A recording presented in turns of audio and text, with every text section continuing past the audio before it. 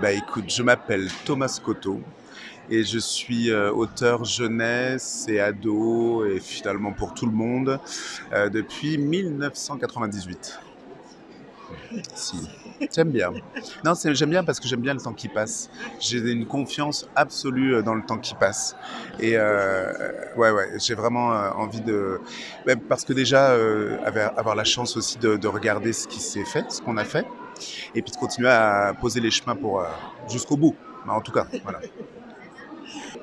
Ah, mais je ne voulais pas faire ce métier, je savais même pas que c'était possible. Donc, non, je voulais être pâtissier. Et en fait, non, c'est pas tout à fait pareil.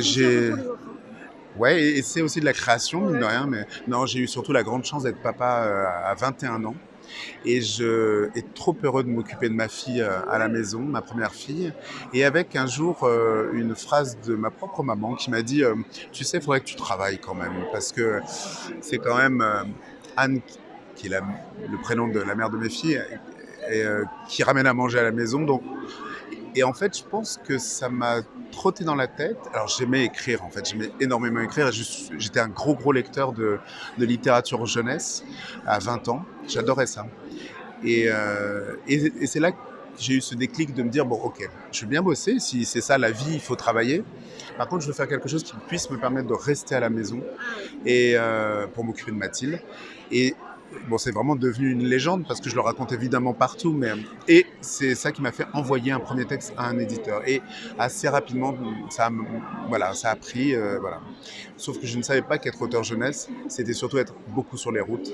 Donc, ça fait des années que je ne suis plus à la maison. Voilà. Donc, c'est plutôt bien qu'elles aient grandi beaucoup parce que je ne pourrais plus leur changer les couches et tout et tout. Ah, la curiosité. Ce qui me fascine aussi, c'est leur capacité, et c'est là où il faut que nous, on leur fasse confiance de bout en bout, à oser la littérature, à oser le travail de la langue. Moi, je suis très à cheval là-dessus. Pas essayer d'écrire comme eux, ça n'a aucun intérêt.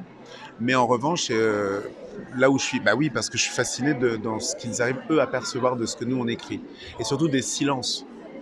De tout ce qui se trouve entre les lignes. Alors, c'est pas le cas de beaucoup d'enfants.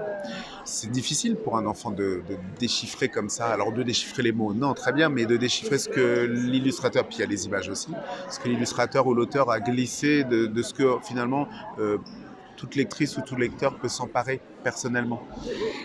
Ça peut faire un petit peu peur, en fait. Mais moi, j'aime ça, en fait, chez l'enfant. Cette capacité d'aller au plus loin du plus loin dans ce qu'on a fait. Exactement. Non. Et ici, on est aux éditions du Pourquoi pas.